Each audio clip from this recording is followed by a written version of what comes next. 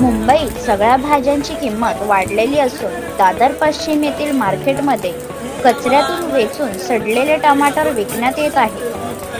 टमाटर सध्या 100 पार झाले असून मध्यमवर्गीय लोकांना ते विकत घेण्यास आपल्या दैनंदिन बजेटमधून काटकसर करावी लागत आहे। त्यात हे भाजी विक्रेते जर असं करत असतील तर ते लोकांच्या जीवाशी खेळ करत आहेत।